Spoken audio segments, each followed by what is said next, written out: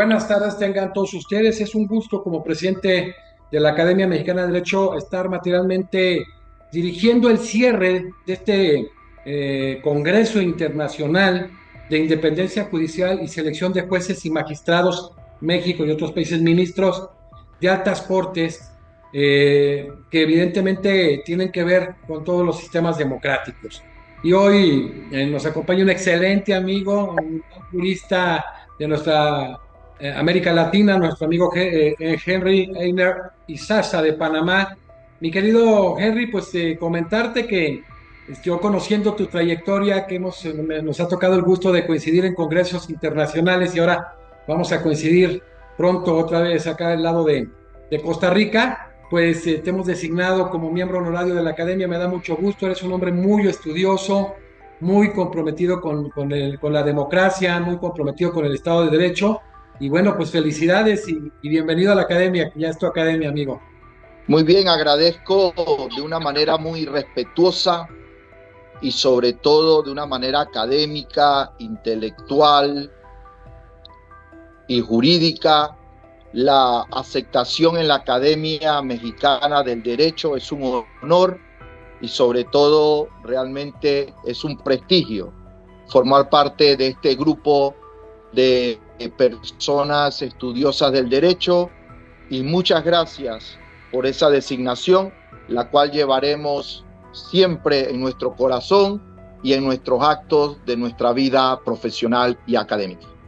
Gracias, Henry. Y bueno, el doctor Henry Heiner Izaza de Panamá es miembro de los Institutos Panamericano e Iberoamericano de Derecho Procesal, miembro de la Asociación Mundial de Justicia Constitucional, miembro de la Comisión Codificadora del Código Procesal Constitucional para Panamá, que es uno de los grandes desafíos del derecho procesal constitucional. Y qué bueno que gente estudiosa como mi amigo Henry han entrado a generar una codificación procesal constitucional en su país. Ya tengo tiempo promoviéndolo en México, pero bueno, doctor en Ciencias Políticas y Derecho Constitucional y miembro honorario de la Academia Mexicana de Derecho.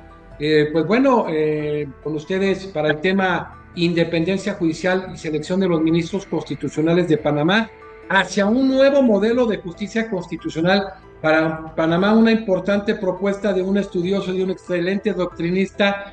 Henry, pues el foro es tuyo, adelante, amigo.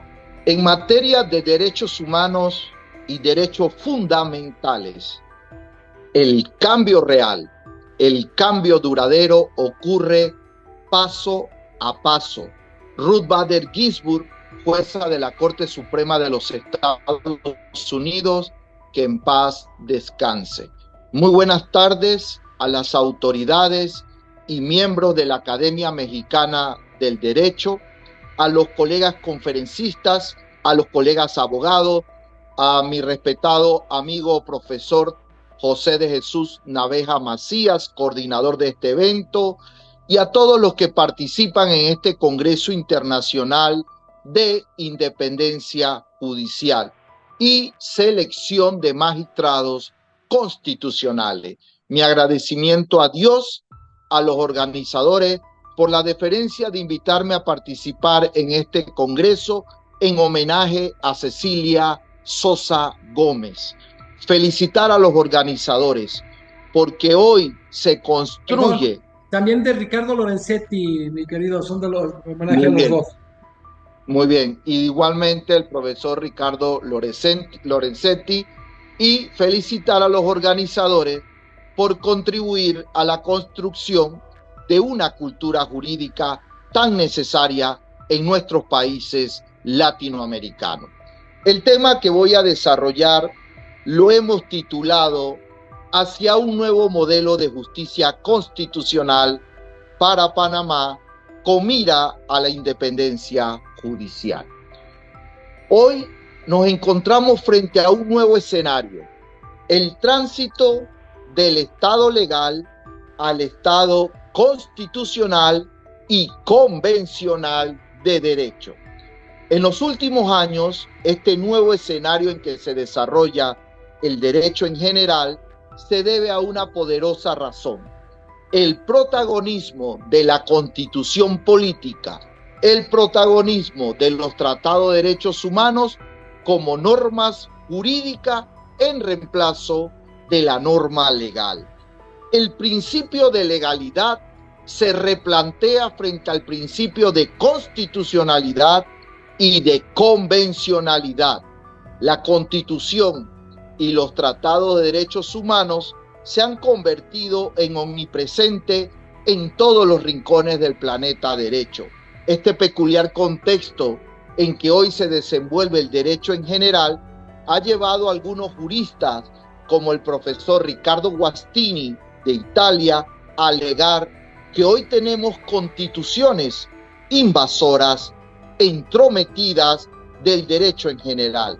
Y al profesor Gustavo Zagrebelsky de Italia, cuando ha planteado o ha establecido que la Constitución y los tratados de derechos humanos son instrumentos vivientes que deben ser tomados en cuenta por los ordenamientos jurídicos del derecho interno de los estados. En este nuevo escenario en que hoy los estados son estados constitucionales y convencionales de derecho, aparece un principio importante, un principio rector: la constitucionalización del proceso. Y la constitucionalización del proceso nos permite establecer con precisión en cada una de las constituciones cuál es el valor que debe tener tanto la norma de derecho interno y la norma de derecho internacional en relación con los derechos fundamentales, en relación con los derechos humanos, determinando cuál es la norma que debe prevalecer. Y debe prevalecer la norma que le otorgue un mayor catálogo de derechos a favor de la persona humana, lo que hoy se denomina el principio pro homine o pro persona, y así lo ha materializado la Corte Interamericana de los Derechos Humanos en sus sentencias. Esta constitucionalización del proceso se puede enfocar a través de tres premisas importantes. En primer lugar, cuando los estados le han otorgado rango constitucional a los tratados de derechos humanos. Tendencia seguida por Colombia en su artículo 93, por Ecuador en su artículo 462, por Venezuela en su artículo 23, por República Dominicana en su artículo 74 y por México en su artículo 1 y 133, donde han establecido que los tratados de derechos humanos tienen rango constitucional. En el caso de Panamá, los tratados de derechos humanos tienen rango legal y no constitucional. Ese es un primer cambio que debemos provocar para lograr la independencia judicial. En segundo lugar, cuando los estados, a través de su jurisprudencia, han incorporado los tratados de derechos humanos a lo que hoy se llama el bloque de la constitucionalidad. Entiéndase por bloque de la constitucionalidad aquellos elementos o parámetros que utilizan los tribunales constitucionales o las cortes constitucionales o las salas de garantías constitucionales para determinar que una norma o una ley o un acto es o no inconstitucional. En el caso de Panamá, forman parte de ese bloque de la constitucionalidad, además de la constitución política, la doctrina constitucional, la costumbre constitucional, la constitución derogada de 1946, el reglamento de la Asamblea Legislativa y algunos convenios ratificados por la República de Panamá en materia de derechos humanos. La Corte Suprema en pleno venía con una línea jurisprudencial hasta el año 2008, donde establecía que solo el artículo 8, garantías judiciales, y 25, protección judicial de la Convención Americana de los Derechos Humanos, interpretado con el artículo 32 de la Constitución, lográbamos los elementos de un justo proceso o de un proceso justo. A partir del 2008, la Corte Suprema en pleno cambia la línea jurisprudencial y establece que todos los tratados de derechos humanos que forman parte del Corpus Juris Interamericano hacen parte del bloque de la constitucionalidad. Y en tercer lugar, cuando los estados han incorporado los sistemas penales acusatorios, han incorporado con esos sistemas de enjuiciamiento penal principios rectores. En el caso de Panamá, la Ley 63 del 2008, que incorporó el nuevo Código Procesal Penal, incorporó como principio rector la constitucionalización del proceso. Y la constitucionalización del proceso es la aplicación directa no solo del Código Penal o del Código Procesal Penal, sino de la Constitución Política, de los tratados de derechos humanos y de la jurisprudencia y opiniones consultivas de la Corte Interamericana de los Derechos Humanos. Entonces es importante tener en cuenta estas tres premisas que hacen parte de la constitucionalización del proceso. Dicho esto, entonces, hemos podido explicar cómo la Constitución hoy juega un rol importante en el ordenamiento jurídico interno de un Estado. Por eso que la Constitución de Panamá, en su artículo 2, hace un llamado a la separación de los poderes del Estado como parte importante de la independencia judicial. Y dice que hay tres poderes: el órgano legislativo, el órgano ejecutivo y el órgano judicial, los cuales actuarán limitada y separadamente, pero en armónica colaboración. Es importante entonces resaltar que la separación de los poderes es un elemento importante de la independencia judicial. En segundo lugar, el artículo 210 de nuestra Constitución Política de Panamá establece que los magistrados y jueces son independientes en el ejercicio de sus funciones y no están sometidos más que a la Constitución, a la ley, y yo agregaría a los tratados de derechos humanos y a la jurisprudencia y opiniones consultivas de la Corte Interamericana de los Derechos Humanos. La independencia judicial es fundamental para la efectiva vigencia del Estado de Derecho y sobre todo para la democracia, porque la Corte Interamericana ha dicho que para que Panamá o que para que México sea un Estado democrático de derecho, tendríamos que asegurar que no se violan derechos fundamentales o que no se violan derechos humanos. A contrario sensu, si en Panamá y en México se violan derechos fundamentales y derechos humanos, no vivimos en democracia. Resulta esencial, como lo ha dicho la Carta Democrática Interamericana, que la existencia de la división de poderes y la independencia de los jueces o juezas que resuelven las controversias entre el Estado y las personas respecto a eventuales amenazas o violaciones de derechos fundamentales a los derechos humanos. Entonces es importante entender que hoy debe existir una clara separación de los poderes para que los jueces tengan independencia en el ejercicio de lo que se denomina la función jurisdiccional. Con la constitucionalización del proceso aparece una nueva rama del derecho, el derecho convencional. Y este derecho convencional tiene su génesis en la Declaración Universal de los Derechos Humanos de 1948. Y este derecho convencional crea la doctrina del control de la convencionalidad, que no es más que un mecanismo procesal que utiliza la Corte Interamericana de los Derechos Humanos en el evento que el derecho interno de un Estado sea incompatible con la Convención Americana de los Derechos Humanos o cualquier otro tratado que forme parte del corpus juris interamericano.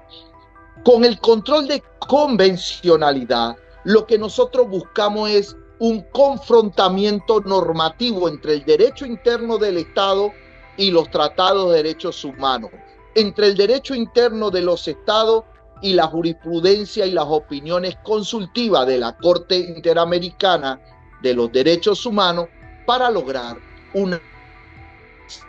una armonización a los estándares, lineamientos y principios fijados por el sistema interamericano de protección de los derechos humanos. Este control de convencionalidad, como todos ustedes saben, lo clasificamos en dos: el control de convencionalidad concentrado o en sede internacional, que es aquel que ejerce la Corte Interamericana al momento de conocer de un caso contencioso contra un Estado, le ordena modificaciones a ese derecho interno del Estado. El fundamento de este control es el artículo 1.1, obligación de respetar los derechos, y artículo 2, el deber de adoptar disposiciones en el derecho interno. Este control concentrado ha sido importante en la independencia judicial, porque lo primero que debemos resaltar, que para que la Corte Interamericana de los Derechos Humanos haya podido construir estándares referente a la independencia judicial, ha tenido que dialogar con el Tribunal Europeo de los Derechos Humanos y ha tenido que dialogar con el Comité de Derechos Humanos del Sistema Universal de los Derechos Humanos. Entonces es importante establecer que el diálogo jurisprudencial entre los sistemas de protección de los derechos humanos es una realidad. El primer caso donde la Corte Interamericana aborda la independencia judicial es el caso Tribunal Constitucional versus Perú del 2001, y la Corte construye un estándar en el sentido de que los jueces, a diferencia de los demás funcionarios públicos, deben contar con garantías relacionadas con un adecuado proceso de nombramiento para poder darle inamovilidad y darle estabilidad en el cargo, y con esto evitar garantías con presiones externas.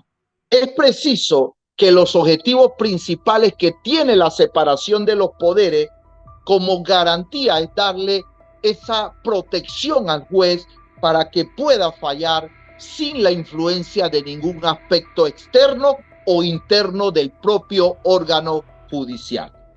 En segundo lugar, el caso Corte Suprema de Justicia Quintana Coello y otros versus Ecuador 2014, y el caso Tribunal Constitucional Camba Campos y otros versus Ecuador 2013. La Corte Interamericana concluyó que las dimensiones de la independencia judicial se traducen en el derecho subjetivo del juez a que su separación del cargo obedezca exclusivamente a causales permitidas y establecidas en la ley, ya sea por medio de un proceso en que se cumplan con las garantías judiciales y porque se ha cumplido con el término o el periodo de su mandato. En conclusión, para que un juez pueda ser destituido de su cargo, tiene que ser bajo una causal establecida en la ley, o que su cargo haya llegado a un término o a un periodo de su mandato. El Tribunal Interamericano, la Corte, ha establecido que cuando se afecta arbitrariamente la permanencia de los jueces en su cargo, se vulnera el derecho a la independencia, artículo 8.1 de la Convención Americana de los Derechos Humanos, y se puede afectar el derecho de acceso y permanencia en condiciones generales de igualdad en un cargo público, artículo 23.1 de la Convención Americana de los derechos humanos. En otro caso importante, el caso Brever Carías versus Venezuela, sentencia del 2014, la Corte Interamericana mantuvo una posición entre la alegada violación de la independencia judicial y el contexto específico en que se desenvuelve el país. La Corte Interamericana establece que para fallar libremente un juez dentro de lo que hoy es un Estado que vive en una estabilidad democrática, es importante analizar el contexto en que para cuando se dictó la sentencia vivía Venezuela con respecto al profesor Brever Carías, que tuvo que salir de Venezuela porque realmente habían puesto procesos penales contra él. La garantía de fallar libremente en derecho tiene relación con la inamovilidad del juez, con la permanencia del juez y con la garantía contra presiones externas e internas que son componentes de la independencia judicial. La Corte, en este caso de Brever Carías, introduce dos conceptos importantes: el abuso de poder y la desviación de poder, los cuales pueden afectar la independencia judicial de los jueces de un Estado, ya que si no hay una verdadera separación de poderes, se afecta las decisiones que pueda tomar un juez bajo la figura de su función jurisdiccional como órgano independiente, como órgano imparcial e imparcial, como lo manifestara el profesor Alvarado Belloso en su libro Teoría General del Proceso. Y el último caso, el caso Argüelles y otros versus Argentina, 2014, y el caso Acosta y otros versus Nicaragua, 2017, la Corte Interamericana estableció que uno de los objetivos principales que tiene la separación de los poderes públicos es la garantía de la independencia de los jueces. Por eso en ese libro, La toga de los jueces, donde hace un llamado a cuáles son las cualidades de ese juez para lograr la independencia judicial, lo importante es la separación de poderes y la estabilidad e inamovilidad de los jueces para que no se vean afectados en sus decisiones producto de algún aspecto interno o externo. De esta forma, la independencia judicial se deriva de una garantía de un adecuado proceso de nombramiento de todos los jueces que forman parte del órgano judicial. Y lo reafirma la Corte Interamericana en la sentencia caso Villaseñor, Velarde y otros versus Guatemala, 2019, donde dijo que la independencia judicial es un principio ampliamente conocido y reconocido y cuyo objetivo principal es lograr la separación de los poderes. El otro control, el difuso en sede nacional, me voy a permitir hacer entender de una manera sencilla que este control difuso en sede nacional no está reconocido en la Convención Americana de los Derechos Humanos. No existe un artículo que permita la aplicación de este control, por lo cual ha sido construido vía jurisprudencia. Y fue en ese primer caso, Mirna Machan versus Guatemala 2003, donde se utilizó la terminología control de convencionalidad por el extraordinario y ex juez y expresidente de la Corte Interamericana, el profesor Sergio García Ramírez, que en paz descanse, quien fue la primera persona que acuñó este término control de convencionalidad. Y luego viene la sentencia Almonacid Arellano versus Chile 2006, donde sí la Corte Interamericana le dice al Poder Judicial: usted tiene que ejercer una especie de control difuso en sede nacional de convencionalidad. Luego se emite la sentencia Hellman versus Uruguay 2011, donde la Corte Interamericana establece que toda autoridad pública debe ejercer control de convencionalidad. Es decir, el Poder Ejecutivo, el Poder Legislativo y el Poder Judicial. Luego la Corte emite la sentencia Gudiel Álvarez versus Guatemala y nos dice que el parámetro de convencionalidad se extiende a todos los tratados de derechos humanos que la Corte Interamericana haya utilizado para condenar a un Estado.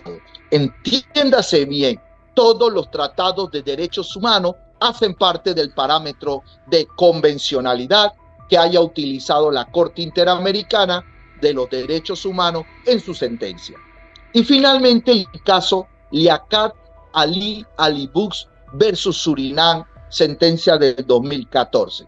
Aquí la Corte Interamericana le dice a los estados que hacen parte de la Organización de Estados Americanos, los 35 estados, que la Convención Americana no le dice a un estado cómo debe incorporar el control de convencionalidad difuso o en sede nacional. ¿Por qué?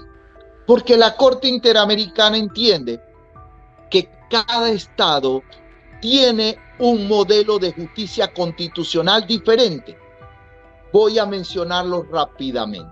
Primer modelo, los estados que han incorporado tribunales constitucionales, que es el caso de Bolivia, Chile, República Dominicana y Perú. Un segundo modelo, los países que han incorporado cortes constitucionales, Ecuador, Colombia y Guatemala. Un tercer modelo, los países que han incorporado salas de garantías constitucionales, que es el caso de Costa Rica, Nicaragua, Honduras, Venezuela, El Salvador y Paraguay.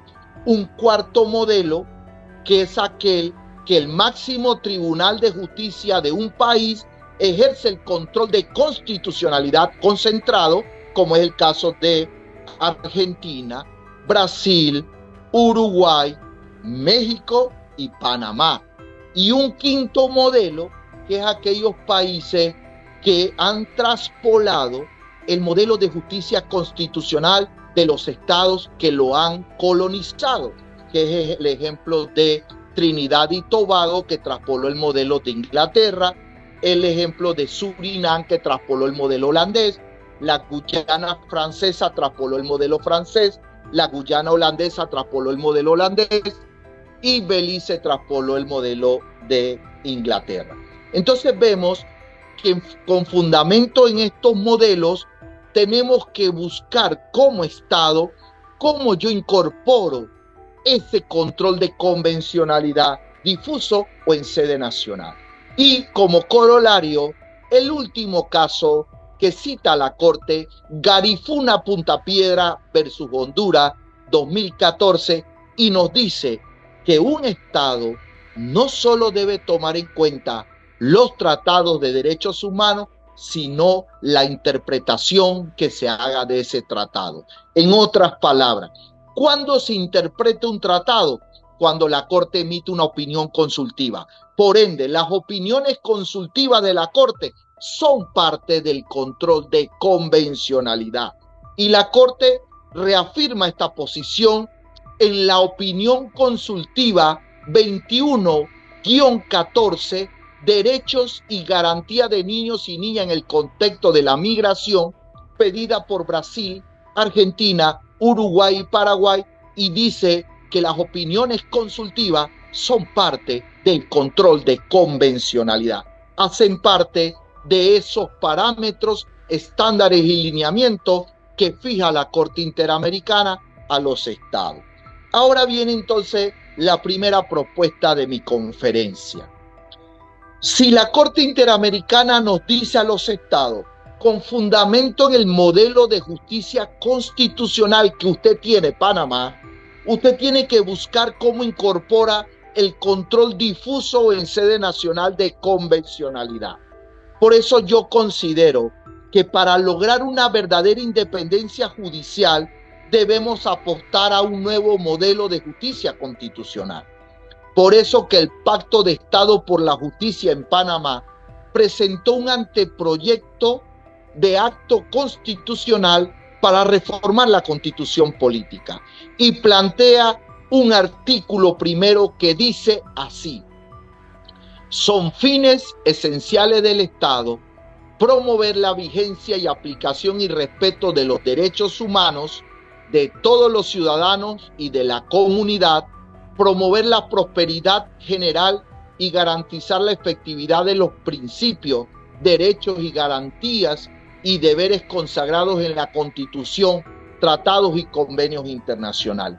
Mi propuesta frente a este artículo es que debemos aprovechar e inmediatamente otorgarle rango constitucional a los tratados de derechos humanos, equipararlo a la Constitución, porque el día de mañana que un Estado decide denunciar el sistema interamericano, como fue el caso de Venezuela, podamos decir que independientemente el Estado salga del sistema interamericano, los tratados de derechos humanos tienen rango constitucional y se aplican al mismo valor que el texto constitucional.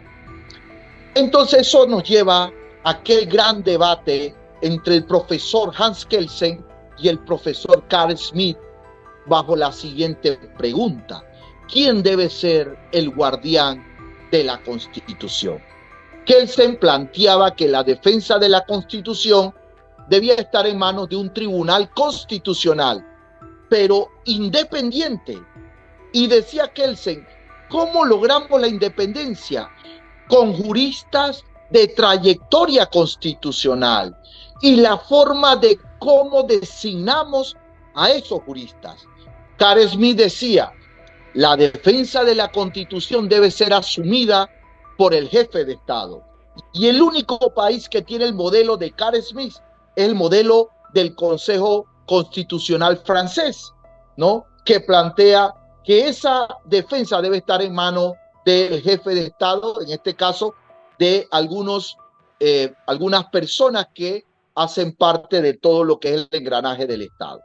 Por eso que hace unos años celebramos con mucha alegría los 100 años del primer tribunal constitucional del mundo, el Tribunal Austriaco de 1920 y luego el Tribunal de Checoslovaquia de 1920. En este anteproyecto se plantea como un artículo nuevo que va a existir en Panamá una jurisdicción constitucional con competencia nacional a cargo de un tribunal constitucional, pero como máximo órgano en materia judicial. Y viene entonces otro debate. ¿Quién es el órgano de cierre como pasó en Colombia? La Corte Suprema de Justicia le decía a la Corte Constitucional, ¿quién es el órgano de cierre? Y la Corte Constitucional le contesta, en función de la jurisdicción ordinaria eres tú, siempre y cuando no violes la Constitución o los tratados de derechos humanos, entonces soy yo. En otras palabras, el Tribunal Constitucional sería el órgano de cierre en materia constitucional y convencional. Sería el único en su orden jurisdiccional y sería el único que puede interpretar la Constitución y sería el único que sería el guardián de la integridad de la Constitución. Con eso pudiéramos lograr una verdadera independencia, porque este órgano sería independiente al Poder Judicial. Puede revisar las sentencias de la Corte Suprema de Justicia. ¿Quién dice que las sentencias de la Corte no violan la Constitución? Pero como nosotros en nuestra Constitución tenemos que las sentencias de la Corte son definitivas y no admiten recurso alguno, muchas veces no podemos accionar de manera constitucional frente a dichas actuaciones. Se propone que este Tribunal Constitucional de Panamá tenga 5 magistrados principales y 5 magistrados suplentes, que deben cumplir con los mismos requisitos que para ser magistrado de la Corte Suprema de Justicia. Yo diría que 5 para la cantidad de habitantes de Panamá, que somos aproximadamente 4 millones, y por la cantidad de procesos constitucionales, me parece una cantidad de magistrados que se adecúa a la realidad jurídica de Panamá en materia constitucional. Porque si yo reviso, Chile tiene 10 magistrados, Bolivia 9, Perú 7, República Dominicana 13, Honduras 5, Nicaragua 5, Ecuador 9, Colombia 9, Costa Rica 7, Venezuela 7, El Salvador 5 y España 12. Entonces considero que es una cantidad prudente para la realidad jurídica en materia constitucional que manejamos. Ahora, ¿cuáles son los requisitos para ser magistrado de ese Tribunal Constitucional?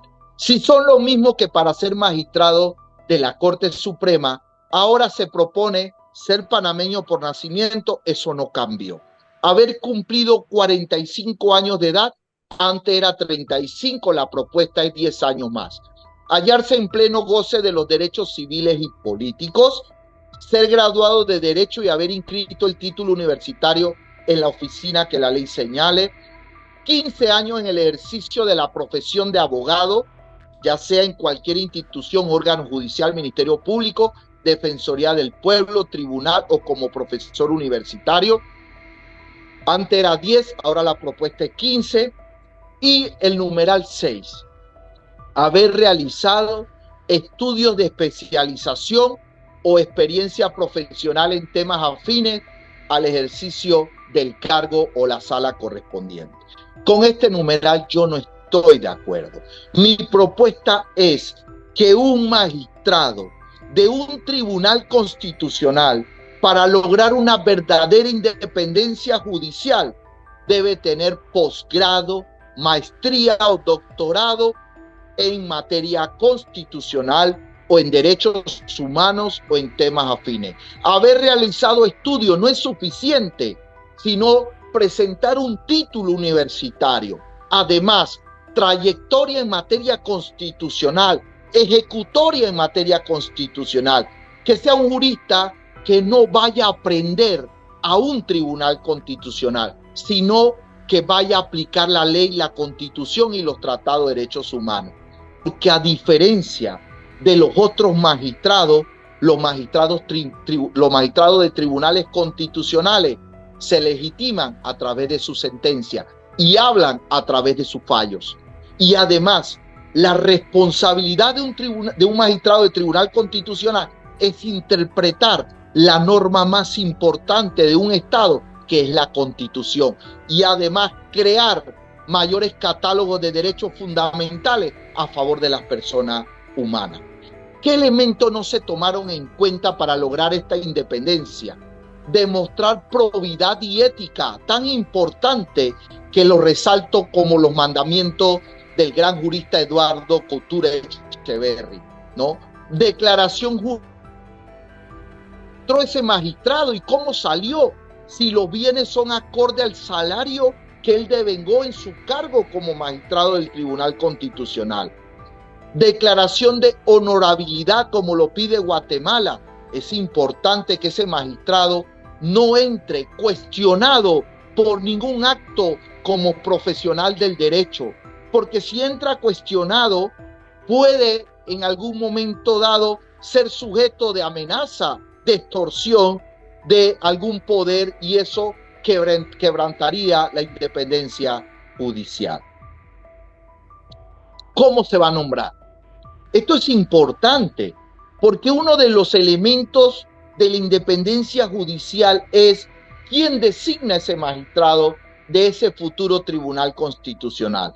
La propuesta es igual que los magistrados de la Corte Suprema de Justicia, es decir, designa el Ejecutivo y ratifica el Poder Legislativo. ¿Por qué no pensar en una forma diferente de designar estos magistrados? ¿Cómo lo hace Perú? El Congreso. ¿Cómo lo hace Chile? El Ejecutivo designa, la Corte Suprema designa y el Congreso designa. ¿Cómo lo hace Ecuador? Pues mediante un Consejo de Estado. ¿Cómo lo hace Guatemala? La sociedad civil designa un magistrado, los colegios de abogados designan un magistrado, el Consejo Superior Universitario de la Universidad de San Carlos designa un magistrado, República Dominicana, el Consejo Nacional de la Magistratura. El Salvador, la Asamblea de Diputados. Bolivia, por elección popular, ¿no? Y les ha funcionado en el Tribunal Plurinacional de Bolivia. Croacia. ¿Y por qué cito a Croacia? Porque en Croacia, al tener una democracia consolidada, los partidos políticos designan magistrados, las universidades designan magistrados y las organizaciones de abogados designan magistrados. Y esto lo digo con el mayor respeto, porque en los países latinoamericanos se piensa que si un partido político designa a un candidato a magistrado, eso rompe con la independencia judicial. Yo les digo que pertenecer a un partido político es un derecho fundamental de primera generación de los justiciables, de los políticos. Lo que debe tener claro esa persona, que cuando la designan en ese cargo, debe despojarse, en primer lugar, renunciar al partido político y dos, solo estará sometido a la ley, a la Constitución y a los tratados de derechos humanos. Y finalmente, cuando ese magistrado salga de ese cargo, son sus actos los que lo harán o lo señalarán como responsable de cometer alguna conducta que pueda afectar la independencia judicial o la extralimitación de funciones o el abuso de poder.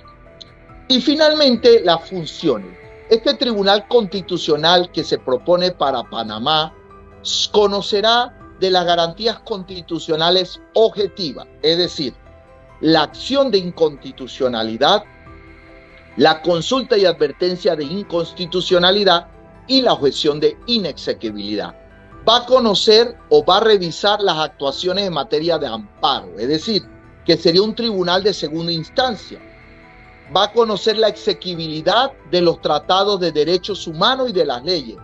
Y va a conocer de las querellas o denuncias contra los magistrados de la Corte Suprema de Justicia. Esto es importante, porque actualmente una querella o una denuncia contra un magistrado de la Corte Suprema de Justicia la conoce la Asamblea de Diputados. Y a contrario sensu, una denuncia contra un diputado de la Asamblea de Diputados la conoce la Corte Suprema de Justicia.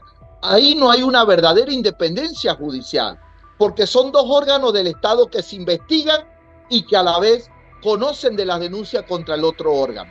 Y me parece importante que se le dé esta facultad a ese Tribunal Constitucional. ¿Qué no se incluyó como competencia, como función? Que va a conocer del habeas corpus. Eso me parece a mí importante, que este tribunal conozca del habeas corpus, conozca del habeas data, conozca de la inconstitucionalidad por omisión y conozca de los conflictos de competencia en materia constitucional que se da en todos los países y que además en países como el nuestro y en México, que tenemos diversidad cultural, que tenemos la aplicación del derecho consuetudinario o de la costumbre en las comunidades indígenas, tenemos que tener un tribunal que conozca de esta competencia en materia constitucional. Y eso me permite hacer mi tercera propuesta. Construir un derecho constitucional común en las Américas para lograr una verdadera independencia judicial. ¿Y cómo lo vamos a hacer?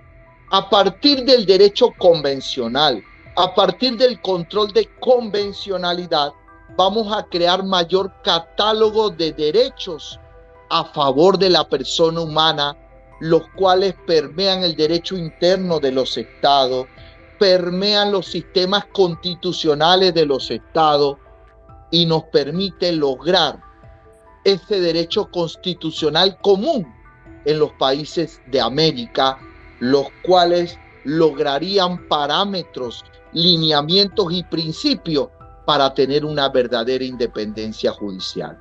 Eso se va a lograr a partir de un diálogo jurisprudencial entre los jueces nacionales y los jueces interamericanos. Los jueces nacionales son jueces convencionales. Los funcionarios públicos son funcionarios convencionales. Debemos apostar a las constituciones convencionalizadas, como los decía el profesor Néstor Pedro Sagüez, que en paz descanse. Debemos transitar, como lo hizo México, de garantías constitucionales a garantías convencionales. Debemos lograr la internalización del derecho internacional de los derechos humanos.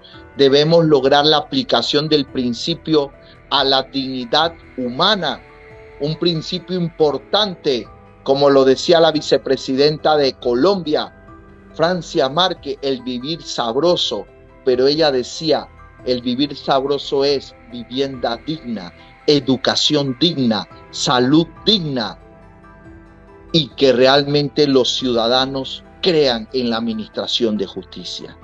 Debemos apostar al principio pro homine o pro persona, que es un pilar fundamental de la independencia judicial.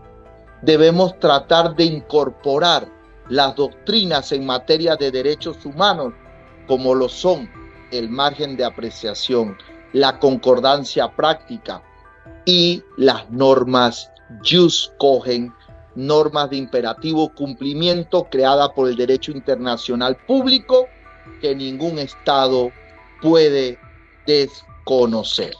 Y bajo esta premisa de las normas jus cogens, la Corte Interamericana ya las ha aplicado en su sentencia y fue bajo la presencia del juez Antonio Cancado Trindade de Brasil, que en paz descanse, quien estableció que las normas jus cogens hacen parte del sistema interamericano de protección de los derechos humanos y lo estableció en una sentencia que se llama Goiburu versus Paraguay, donde dijo que el acceso a la justicia es una norma jus cogens y el acceso a la justicia forma parte de la tutela judicial efectiva de toda persona que pueda acudir al aparato jurisdiccional a fin de reclamar la afectación de un derecho.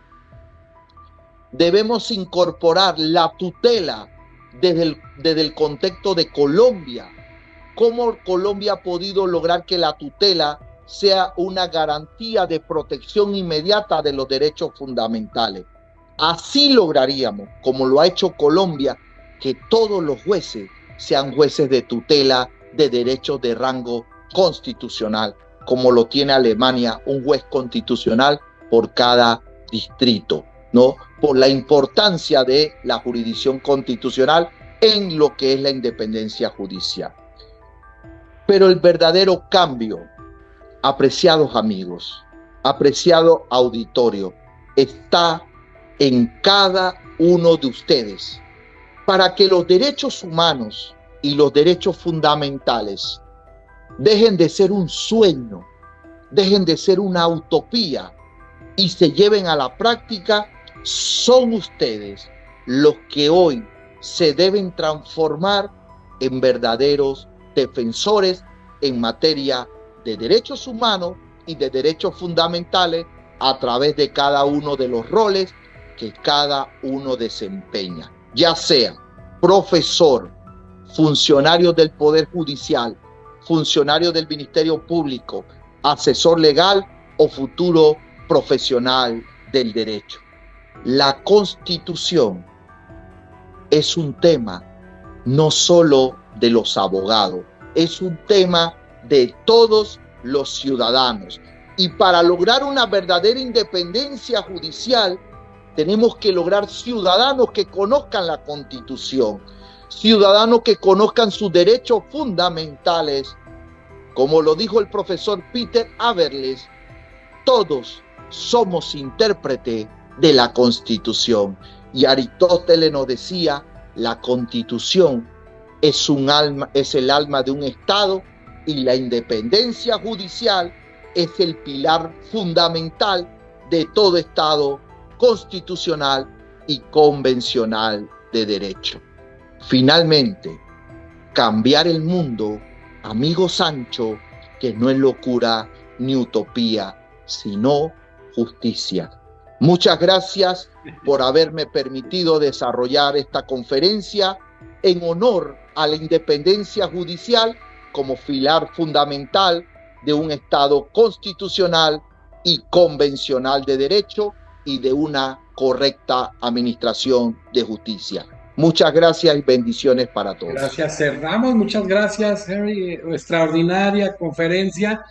abordar todo este proceso que se vino el 10 de, precisamente de junio del año 2011 en México, con la internacionalización del derecho constitucional, con cambios sustantivos en México, cambios de naturaleza de fondo, como es el concepto de existentes garantías individuales de derechos humanos, como es darle otro orden jerárquico a los tratados internacionales de derechos humanos que originalmente eran a nivel legal, luego en 99 se convierten a supralegales, pero ahora a nivel constitucional, que con la estructuración de la Corte, con la presencia de la Corte, pues el derecho, como decía Ferrer McGregor, el derecho interno termina siendo infraconvencional.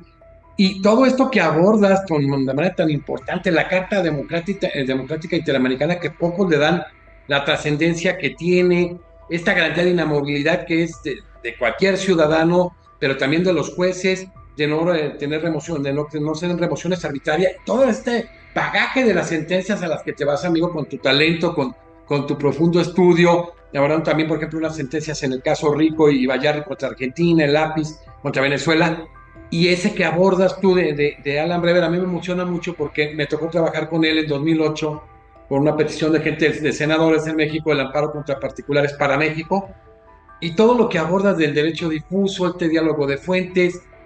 Qué excelente conferencia, amigo Henry. No me equivoco nunca en este sentido. Me ha tocado el gusto de intercambiar opiniones contigo. En el último congreso en Costa Rica me obsequiaste un libro excelente que, bueno, ya vas a escribir en un colectivo que vamos a generar y luego me va a tocar a mí trabajar ahí contigo. Ir de la mano, eres un joven muy talentoso, extremadamente talentoso. Y hoy que abordes para tu país, un país extraordinario, con una riqueza humana, con una riqueza de naturaleza, una riqueza estructural maravillosa y ahora económica, que bueno, están en un boom, el tema de ir a un modelo de justicia constitucional tan importante en donde pretendes cambios sustantivos y cambios netamente operativos para armonizar el derecho interno, el derecho internacional de derechos humanos. Yo muy contento, yo creo que desde la academia muy contentos de seguir con esta línea de ponentes, en este caso jueces, magistrados y ministros de corte y doctrinistas muy talentosos como tú de América y Europa. Y vienen, vamos a generar algunas cosas que ya las aterrizaste, nada más para dar conclusiones rápidas, pero muy contentos, Henry, como siempre. Mi cariño para ti, sabes que tenemos mucha empatía académica, pero aparte de amigos nos ha tocado convivir y ahora te digo, nos toca en octubre otra vez estar juntos, que me da mucha alegría y pronto te vamos a tener en México, pronto te voy a hacer Muchas la gracias. parte de la academia. Henry, ya dijiste tú cuáles son los elementos que caracterizan el control de constitucionalidad en Panamá y de los cuales tú estableces algunas formas y mecanismos para generar un nuevo modelo. En este momento, ¿cuáles son los elementos, así en un resumen rápido, que caracterizan el control de constitucionalidad panameño? Ok, el control de constitucionalidad de Panamá actualmente se fundamenta en el artículo 206, numeral 1 de la Constitución, que establece que es un control concentrado de constitucionalidad de leyes y actos y está en manos del Pleno de la Corte Suprema de Justicia, pero con referencia a las garantías constitucionales objetivas, es decir, la acción de inconstitucionalidad, la consulta y advertencia de inconstitucionalidad y la objeción de inexequibilidad. Porque con referencia a las garantías constitucionales subjetivas, el amparo, el habeas corpus y el habeas data, tenemos un control difuso de derechos fundamentales, es decir, son varias instancias que conocen de esas acciones constitucionales y la última instancia, el Pleno de la Corte Suprema de Justicia. Entonces tenemos un control concentrado en manos del Pleno de la Corte Suprema de Justicia y la propuesta es que a futuro sea un tribunal constitucional, independiente e imparcial. Excelente, tú vas a hacer un tribunal constitucional formal, extraordinario, estoy de acuerdísimo contigo, ese es una muy buena solución, un planteamiento kelseniano. ¿Cuáles son, ya dijiste cuáles son los órganos encargados del control? A la pregunta que hacen. Ya dijiste cómo es la elección de ministros. Fíjate, México de 94 buscó crear en la reforma del 94 un tribunal constitucional y gestándolo de 21 a 11. Ahora se pretende una reforma que vaya a 9 ministros nada más. Con el modelo actual, previo a estas planteamiento, este estudio profundo que haces para un nuevo paradigma de modelo constitucional en Panamá, ¿sí se garantiza actualmente la independencia judicial en Panamá, Henry? Realmente no, porque la forma como se designa un magistrado por el Ejecutivo y ratificado por el Legislativo. Además, los requisitos para ser magistrado de la Corte Suprema son requisitos que vienen de la Constitución de 1972 y del último acto reformatorio del 2004. Yo considero que si mantenemos la misma forma de designación, tenemos que agregarle mayores requisitos a ese futuro magistrado, sea de la Corte Suprema o de un tribunal constitucional, para lograr realmente una legitimación. Porque es que parte de la independencia judicial no solo es la separación de los poderes, sino que el magistrado que ostenta el cargo tenga los conocimientos, tenga las competencias, porque el primer acto de corrupción de un servidor público es aceptar un cargo para el cual no tiene la competencia. Entonces no podemos llevar a estos cargos a profesionales del derecho sin las competencias necesarias, porque también interpretar de manera equivocada la Constitución puede romper con la independencia judicial, porque el juez puede conllevar abuso de poder, a extralimitación de poder. Y por otro lado, la forma como se trata de incorporar el control de convencionalidad difuso en sede nacional, con el modelo que tenemos actualmente, ha sido paso a paso, pero pasos muy lentos, porque se hace de una manera, diríamos nosotros, aplicando la norma más favorable, no excluyendo la norma que sea contraria a la convención. Es decir, desde el punto de vista, como decía Néstor Pedro Sagüez, constructivo y no exclutorio.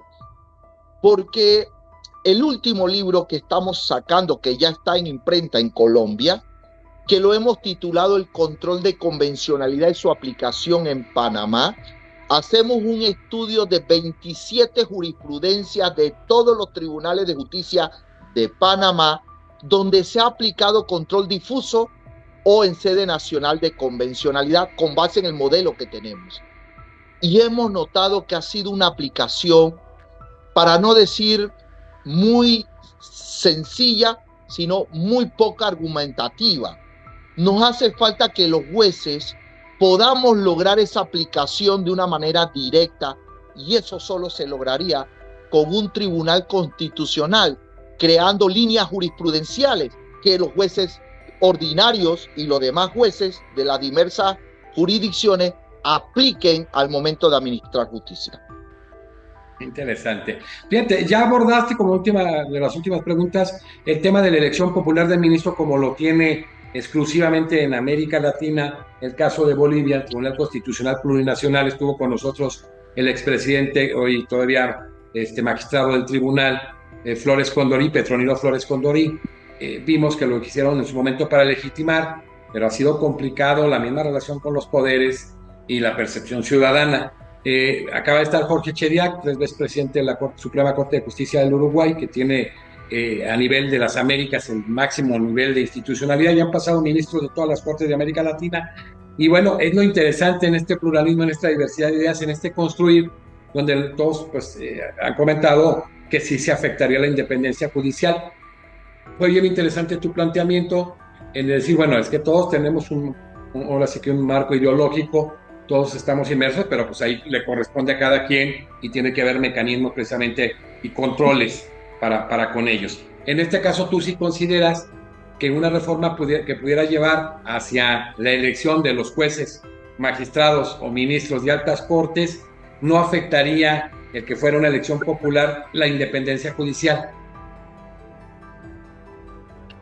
Bueno, realmente nosotros tuvimos la suerte hace 10 años de visitar este hermoso país, Bolivia, y estar en el Tribunal Constitucional Plurinacional. Y hemos tenido la suerte que este libro que va a salir, que ya está en imprenta en Colombia, Uno de los que hizo la presentación de esta obra fue el presidente actual del Tribunal Constitucional, el profesor Franco. Yo creo que es peligroso que un magistrado de un tribunal constitucional sea electo de manera popular. ¿Por qué? Países como Panamá y México, los partidos políticos también postularían candidatos. Sí. Los partidos políticos también darían la línea de que votarían por X o por Y persona. Realmente a Bolivia le ha funcionado y le ha funcionado también que dentro de ese tribunal constitucional tienen una sala de magistrados que tienen que pertenecer a comunidades indígenas. Sí. Es decir, que no se puede postular a alguien que no sea de comunidad indígena. Yo creo en eso también para Panamá. Y creo que para México también por la diversidad cultural. Claro, México tiene en justicia constitucional local una sala de justicia indígena, la única en el mundo, en el Tribunal Superior de Oaxaca. Muy bien. Entonces yo creo que Panamá no estaría preparada para eso. Para lo que sí propongo yo es la forma como se hace en Guatemala y en el Ecuador, que la sociedad civil pueda proponer candidatos a este tribunal constitucional.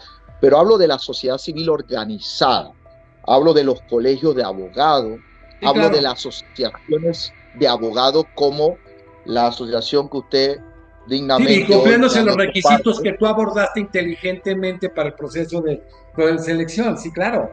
Claro, pero también es importante que las facultades de derecho también puedan designar un magistrado. Claro. Todas las universidades de México, su facultad de derecho hacen una propuesta y proponen un candidato y al final se le hace una terna al presidente y que de ahí tome una elección, ¿no? Una decisión. Entonces creo que sí hay mecanismos diferentes como la elección popular, porque me parece que eso puede llevar al clientelismo.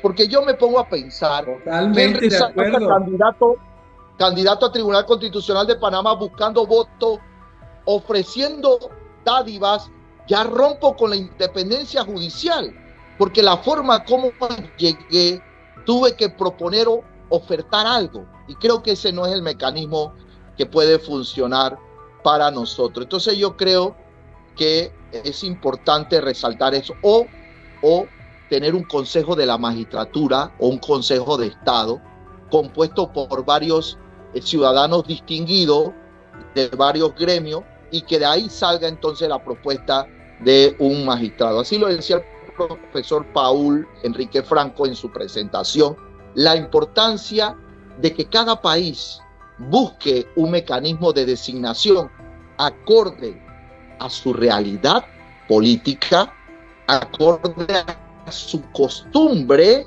y acorde a la sociedad que tenemos, ¿no? Si la sociedad no está preparada para esto, busquemos otra forma de designación. Y finalmente, apostar a los requisitos. Sí. Que ese magistrado realmente sea un académico, probado, con estudio, con libro, con ejecutoria, con artículo en revistas indexadas, con conferencia en materia constitucional, porque usted no va a interpretar cualquier norma, usted va a interpretar la Constitución y va a salvaguardar la integridad de la Constitución y va a crear derechos fundamentales que no están en la Constitución vía jurisprudencia. Entonces, creo que hacia allá vamos. Y yo siempre he dicho, y termino con este pensamiento, un buen juez constitucional tiene que tener una buena librería.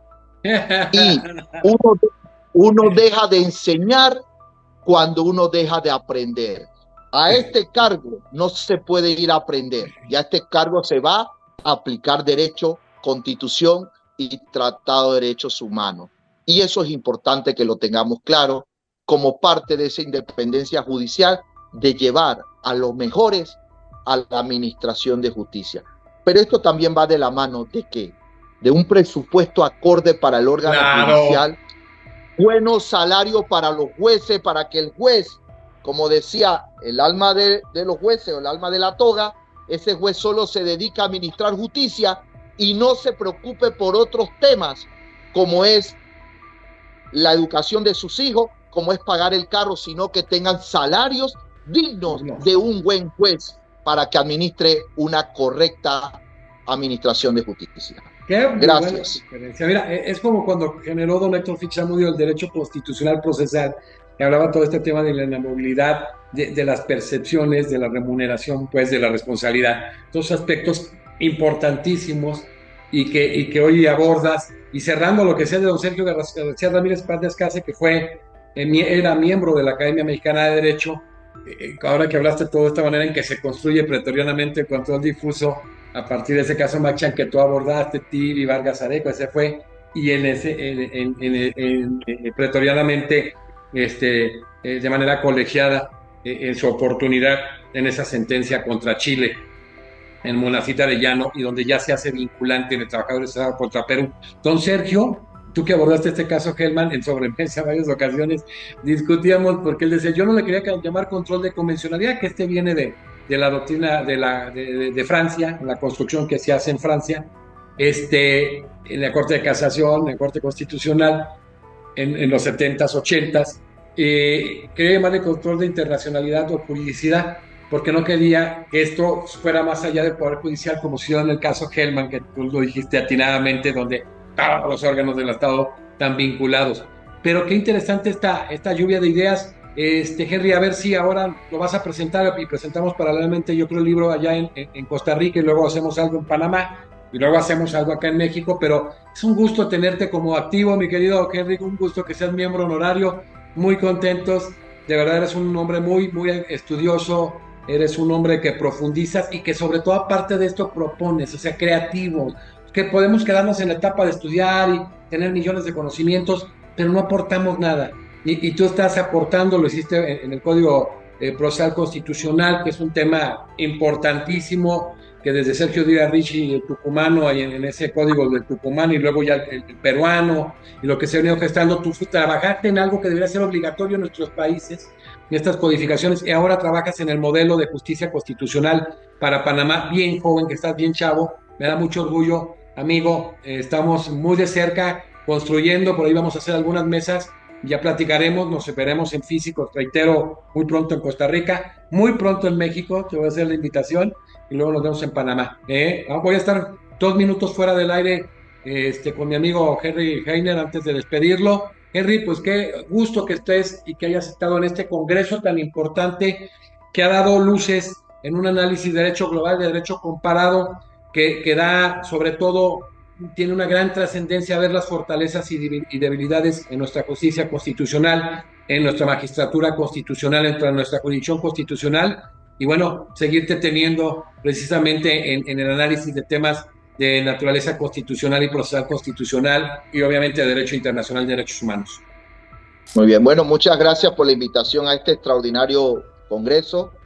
De igual manera, la designación como miembro honorario de la Academia Mexicana del Derecho es un honor para mí, esa designación. Y solo decirles que sigamos construyendo una cultura jurídica tan necesaria en nuestros países a través de estos eventos, y así logremos una mejor sociedad, un mejor país y una mejor administración de justicia para todos. Bendiciones, fuerte abrazo, y me comprometo, si Dios me lo permite, presentar ese último libro de manera personal en México. Ahora que estés con nosotros. Así es. Antes de te vayas, voy a estar fuera del aire contigo un par de minutos. Despedimos al doctor Henry Heiner Izaza de Panamá, miembro del Instituto Panamericano y Iberoamericano de Derecho Procesal, miembro de la Asociación Mundial de Derecho Constitucional, miembro de esa comisión codificadora del Código Procesal Constitucional de Panamá, hoy un verdadero promotor de un nuevo modelo de justicia constitucional para Panamá, y miembro honorario de la Academia Mexicana de Derecho, quien desarrolló este tema tan importante dentro de la vertiente del Congreso, la independencia judicial y selección de ministros constitucionales de Panamá, hacia un nuevo modelo de justicia constitucional para Panamá. Gracias y nos vemos pronto el siguiente martes en la siguiente entrevista. Estamos por concluir este congreso. Abordaremos uno precisamente de justicia indígena, que ya lo saben ustedes, a nivel América Latina, y uno del Código Nacional de Procedimientos Civiles y Familiares, con magistrados de México y con ministros y jueces y magistrados de cortes de Chile, de Costa Rica, y doctrinistas de los más connotados en Argentina que participaron en los códigos procesales de derecho de familia y de derecho civil. Gracias a todos y despedimos a nuestro amigo el doctor Henry Heiner Izaza y gracias, nos vemos pronto.